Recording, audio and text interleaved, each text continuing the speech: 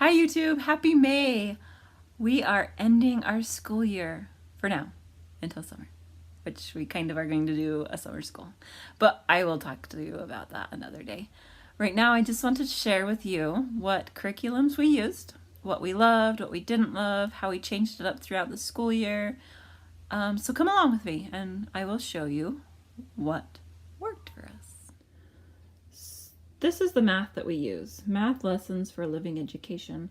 I originally found this for my 9-year-old, who's in math is not her strong point. She would freak out and break down, especially when there was problems after problems on a piece of paper.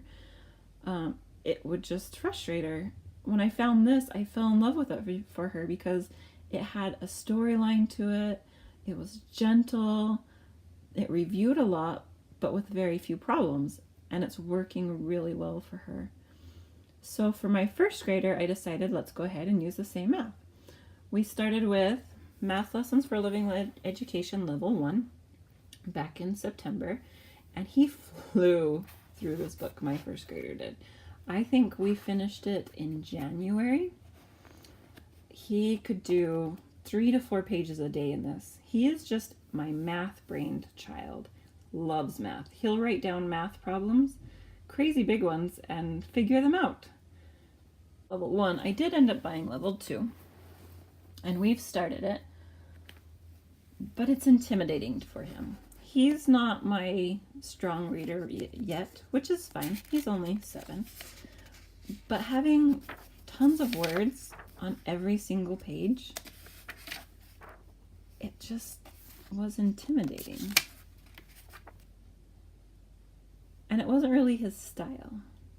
So for this summer, for our summer school, I've actually bought level 1, the end of level 1 in CLE, Christian Light Education, CLE Math, and we're gonna give that one a try. And when I showed it to him though, it was so funny because I said, you know, for summer, we're going to stop using this Math Lessons book, and I have a new book for you. And he said, but what about Charlie and Charlotte, which are the cute little twins from these books? Because each lesson has a story about these cute little twins. So he will miss the story of it, which I didn't think he would because I feel like he's just kind of going along with the flow and doesn't really care anymore, but apparently he did. But I still think that he needs something different. And that's fine. I think each kid, you have to find what their learning style is. So for him, this may not be his learning style. We're going to try CLE and see if it works for him and if he likes it. Long before my little boy turned reading age, my first grader, I had bought this All About Reading Level 1 from a local homeschooler.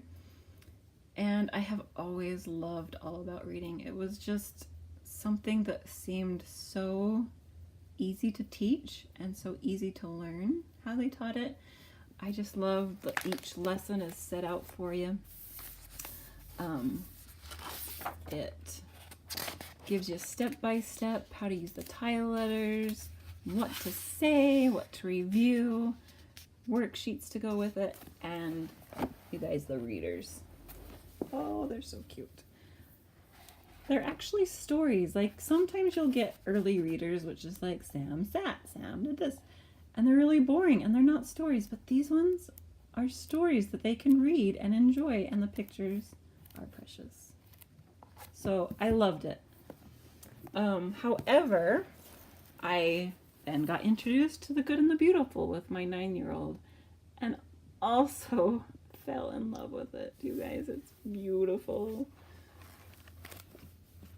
And again, easy to teach and easy to implement. It has everything you need on the page for the teacher to read, everything you need for the student in the same book. So I bought them both.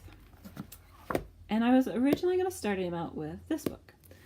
But upon looking it over and where it started at for a level K, it was hard, you guys. He was just barely learning how to blend sounds, and he couldn't jump into sentences like that.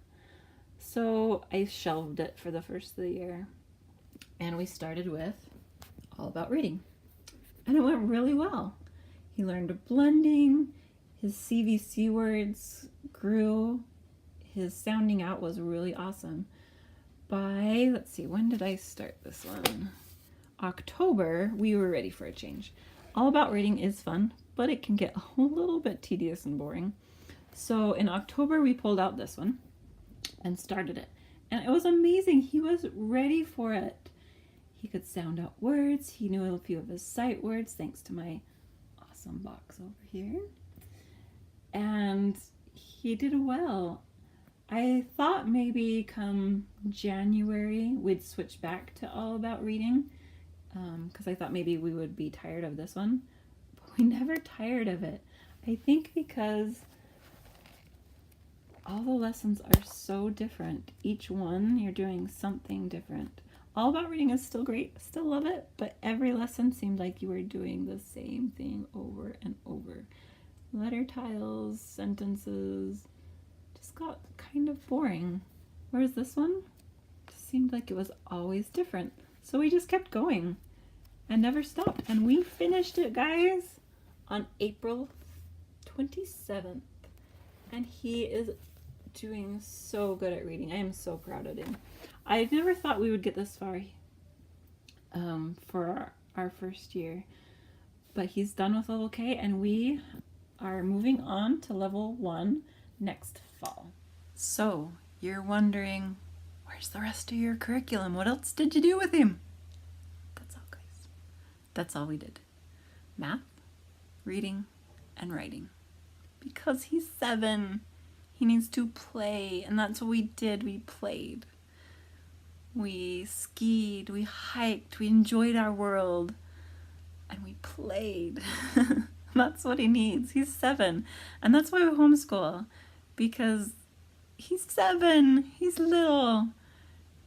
We tried implementing a little bit of science from The Good and the Beautiful, the water. And it is beautiful, guys. And I loved it. But I'm no good at keeping up with it. We started it back in March. And I think I've done 2 lessons. Yeah. But it's okay. Because he's 7. And he needs to play. And we loved it. He loved it.